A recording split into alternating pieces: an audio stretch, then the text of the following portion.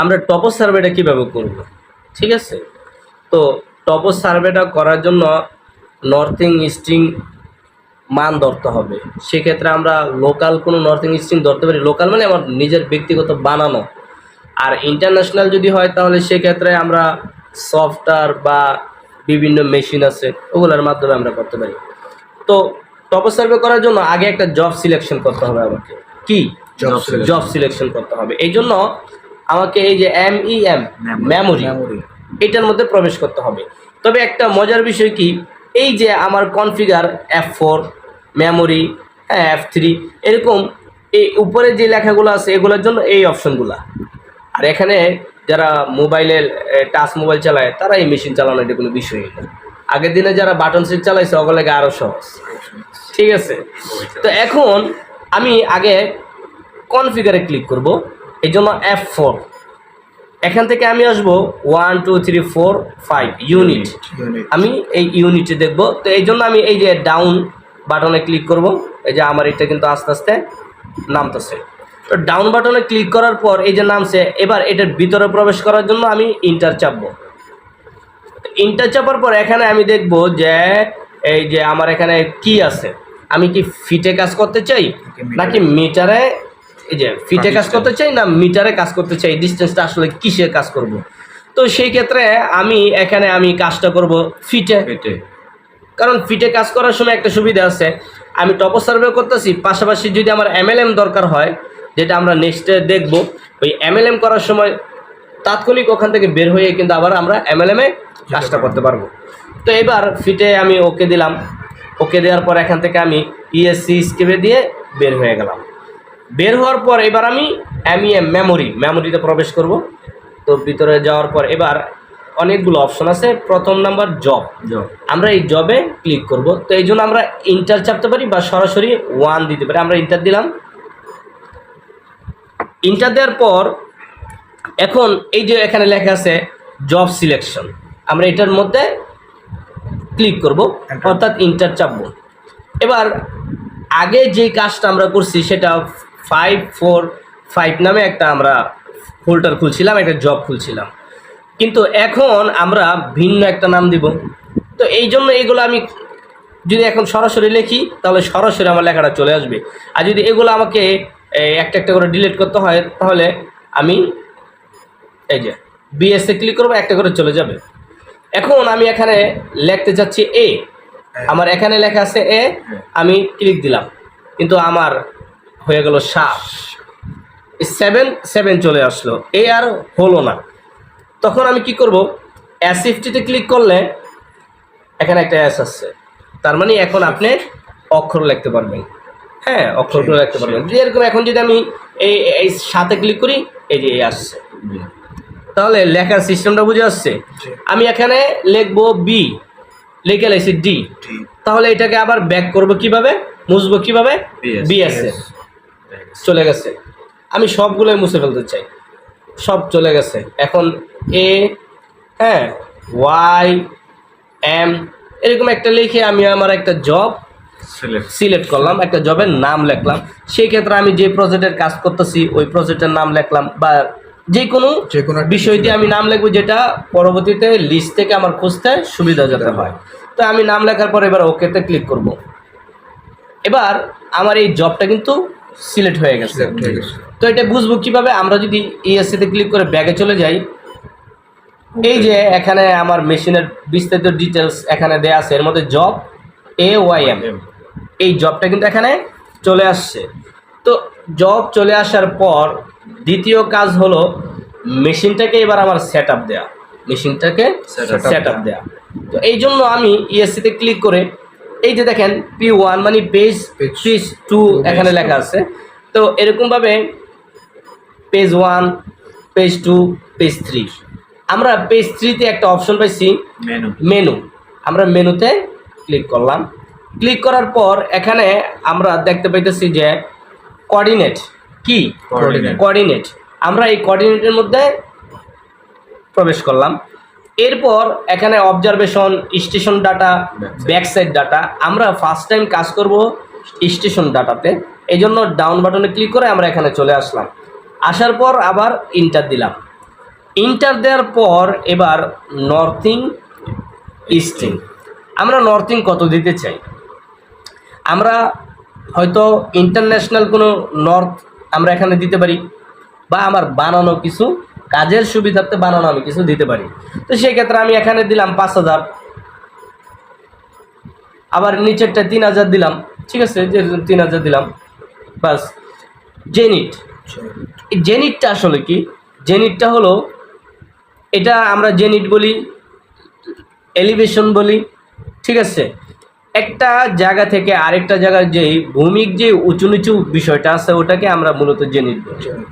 যেরকম এই জায়গাটা থেকে ওই জায়গাটা কতটুক নিচু কতটুক উঁচু, এইটাকে পার্থক্য করার জন্য আমরা এই জেনিটে তখন এই পার্থক্যটা আমরা খুঁজে পাই যে এখানে কি প্লাস আছে না এখানে মাইনাস আছে।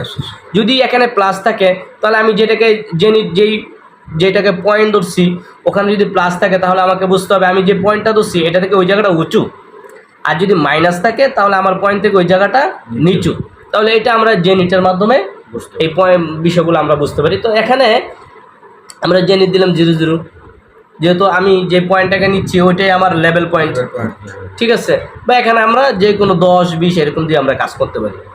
এরপর নিচে আইসা দেখলাম কি ইনস্ট্রুমেন্ট হাইট, অর্থাৎ এই যে আমার এই মেশিনটা আছে এই মেশিনটা মাটি থেকে কতটুকু উঁচুতে আছে, তখন আমরা এই মেশিনটা স্কেল ট্যাপ দিয়ে আমরা এটাকে মেপে দেখি যে এটা কতটুকু উঁচুতে আছে, ওই উঁচুটা আমরা এখানে বসাই দিলাম। যেরকম আমরা এখানে 4.52 পাইলাম, দিলাম।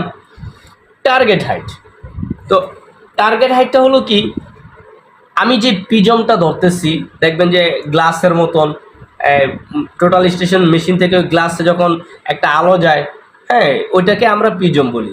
তাহলে এই প্রিজমটা কতটুকু উঁচু, তাই ওইটাকে আমরা দিলাম ধরেন 5 ফিট, ঠিক আছে, দিয়ে অর্থাৎ ওইটাকে আমরা মাপবো যে স্কেল ট্যাপ দিয়ে এটা আসলে কতটুকু উঁচু আছে। দেওয়ার পর আমরা এবার ওকে দিয়ে দেবো। ওকে দেওয়ার পর এই জায়গায় যে মেশিনটা আছে এই মেশিনটা এখন এই সেট আপ নর্থিং 5000, ইস্টিং 3000, জেনিট 0 আর যা আছে সব এখানে আমরা এখন এটাকে সেট করলাম। সেট করার পর এবার এই মেশিনটাকে আমাকে দেখাতে হবে যে নর্থ লাইন কোনটা, উত্তর দিক কোনটা। এই জন্য আমরা 3 নম্বরে ব্যাক সাইড ডাটা যেটা আছে আমরা এখানে চলে আসলাম। এবার আমরা ইন্টার দিলাম। ইন্টার দেওয়ার পর এখানে দুটো অপশন আছে, অ্যাঙ্গেল এবং কোড। অ্যাঙ্গেলটা হলো যখন আমরা ফার্স্ট টাইম এখানে জব শুরু করতেছি তখন আমরা অ্যাঙ্গেলে ক্লিক করব, ঠিক আছে। আর যখন আমরা এখানে স্টেশন বসাইছি এখান থেকে আবার আমরা দূরে স্টেশন নিব তখন আমরা কোডে ক্লিক করব, আমরা একটা মান তখন দেব যেটা নেক্সটের ভিডিওতে আপনারা দেখতে পারবেন। তো এবার আমরা অ্যাঙ্গেলে ইন্টার দিলাম। ইন্টার দেওয়ার পর এখন মেশিনটা যেদিকে আমরা তাক করে রাখছি বরাবর করে রাখছি ওটাকেই আমরা নর্থ লাইন উত্তর দিক মনে করতেছি, যে কারণে এখানে আমরা কি করলাম ওকে দিলাম, ইয়েস দিয়ে দিলাম। ইয়েস দেওয়ার পর এবার আমরা যাব অবজারভেশনে। অবজারভেশনে যাওয়ার পর এবার আমরা ইন্টারে ক্লিক করব। এই যে দেখেন এখানে কি আছে নর্থ লাইনটা, এই নর্থ লাইনটা কিন্তু পরিবর্তন হয়েছে কিন্তু ইস্টিংটা কি হয় নাই, পরিবর্তন হয় নাই, কারণ ইস্টিং এর জায়গায় আছে, ইস্টিং এর জায়গায় আছে, এই জন্য এটা পরিবর্তন হয়, কিন্তু নর্থ লাইন পরিবর্তন হয়েছে। এবং আমরা ওখানে জেনিটটা 0 0 দিছিলাম, আমরা এখানে জেনিটটা 0.732, অর্থাৎ আমরা যেটাকে 0 ধরছি ওখান থেকে যেখানে আমরা ফোকাস করছি এটা কিছুটা আপে আছে, উপরে আছে। এবং এখানে যেই নর্থ লাইন এটা কিন্তু এখন 0 0 একেবারে 0 0তে আছে, অর্থাৎ এটা আমাদের উত্তর লাইনটা। তো আমরা এখানে দেওয়ার পর এবার আমরা কি করলাম REC রেকর্ড, আমরা রেকর্ডে ক্লিক করলাম। রেকর্ডে ক্লিক করার পর আমরা পিটিতে 1 দিলাম। এখন আমরা 1 লিখতে চাইছি কিন্তু এসে বসছে 1 হলো না, অর্থাৎ আমার এখানে যেই লেখাটা সেটা হলো ইংরেজি অক্ষর আসবে, এই জন্য আমরা অ্যাকসেপ্টে ক্লিক করে এবং বিএসএ ক্লিক করে এটা কেটে দিয়ে আমরা 1-এ ক্লিক করলাম 1। এবং কোডে এসে আমরা লিখলাম যেরকম আমরা এই পিটি আর কোড কোনটার মধ্যে সবসময় লিখব? আমরা পিটিতে কিছু লিখব না। পিটি আমরা কয়টা পয়েন্ট নিতেছি সে অটোমেটিক এরকম আসতেই থাকবে, কিন্তু কোডে গিয়ে আমরা লিখব। যেরকম আমরা এখন যেই লাইনটাকে ধরছি এটা হলো আমাদের নর্থ লাইন, আর নর্থ লাইনের ক্ষেত্রে আমরা এটাকে সংক্ষিপ্তভাবে NL লিখে আমরা এটাকে সেভ দিলাম। ওকে, ওটা আমার সেভ হয়ে গেল, একটা পয়েন্ট আমার ওকে। এবার যদি আমরা মেশিনকে ঘুরিয়ে আরেকটা পয়েন্টের দিকে নিতে চাই, অবজারভেশন, এবার আমরা এই অবজারভেশনটা নিলাম। দেখেন একটু আগে কিন্তু আমার এই যে স্ট্রিং যেটা ছিল সেটা কিন্তু ওই 3000ই ছিল, কিন্তু এখন কিন্তু আবার পরিবর্তন হয়েছে। ঠিক আছে, পরিবর্তন হয়েছে। তো এখন যে পরিবর্তন হয়েছে, এখন আমরা কি করব? রেকর্ডে ক্লিক করব। ইতিপূর্বে আমরা কিন্তু পিটিতে 1 দিছিলাম, কিন্তু এখন দেখেন অটোমেটিকলি এখানে 2 চলে আসছে, কিন্তু কোডে আগে যা লিখছি তাই আছে। এখন কোডটাকে আমাদের পরিবর্তন করতে হবে। তো সেই ক্ষেত্রে আমি কোডটা যদি পরিবর্তন করতে চাই, আমি আসলে যেখানে ক্লিক করছি ওটা কি? ওটা কি জমির সীমানা, নাকি রোড, না কোনো ইলেকট্রিক পুল, না কোনো গাছ, বা এটা যা কিছু হবে এখানে আমি ওইটা লিখে দিব। যেরকম আমি যেটা নিছি সেটা হলো জমির লাইন, তাহলে আমি এখানে পি লিখে দিই, পি লিখলাম, অর্থাৎ প্রপার্টি লাইন। কি প্রপার্টি লাইন? আমি যে প্রপার্টির কাজ করতেছি ওই প্রপার্টির লাইনটা আমি বোঝার জন্য মেশিন থেকে এটার একটা কোড দিলাম, আমি কি পি দিয়ে আমি এটাকে সেভ দিয়ে দিলাম। বাস, ওকে, আমার কাজ ওকে। এরকমভাবে যতগুলা কাজ আমি করব, যা নিব ওটা ওইভাবে সেভ করব। ঠিক আছে? তো আপনারা যে টোটাল স্টেশনের ভিডিওটা দেখলেন টপস সার্ভে, আশা করি এই ভিডিওটা যদি আপনারা না টেনে পরিপূর্ণভাবে দেখেন তাহলে টপস সার্ভের কীভাবে জব নেন এই বিষয়টা আপনারা ক্লিয়ার হতে পারবেন। আপনারা যারা এই টোটাল স্টেশনের কাজ শিখতে চান, আমার এখানে সম্পূর্ণ প্রাইভেটভাবে এই টোটাল স্টেশনের কাজ শিখতে পারবেন, অটোক্যাডের কাজ শিখতে পারবেন এবং আমি হিসেবে কাজও শিখতে পারবেন। আমার দুটো সেন্টার আছে, একটা হলো ঢাকার শ্যামলীতে, আরেকটা হলো নারায়ণগঞ্জ 2500-এ। তো যদি কেউ আবাসিক থাকতে চান তাহলে আমার নারায়ণগঞ্জ 2500 যে প্রতিষ্ঠান, এখানে আবাসিকের ব্যবস্থা আছে। আর অনাবাসিক যারা সপ্তাহে 1-2 দিন ক্লাস করতে চান তাহলে সেই ক্ষেত্রে শ্যামলীতে আপনারা এই সুযোগটা, আপনারা যারা এই কোর্সটি করতে চান আপনারা আমার সাথে যোগাযোগ করবেন এবং স্ক্রিনে দেওয়া নাম্বারে আপনারা কল দিয়ে সম্পূর্ণ বিস্তারিত বিবরণটা আপনারা শুনে নেবেন। তো এই বলেই আমি আমার ভিডিও এখনই শেষ করতেছি। আসসালামু আলাইকুম ওয়া রাহমাতুল্লাহি ওয়া বারাকাতুহু।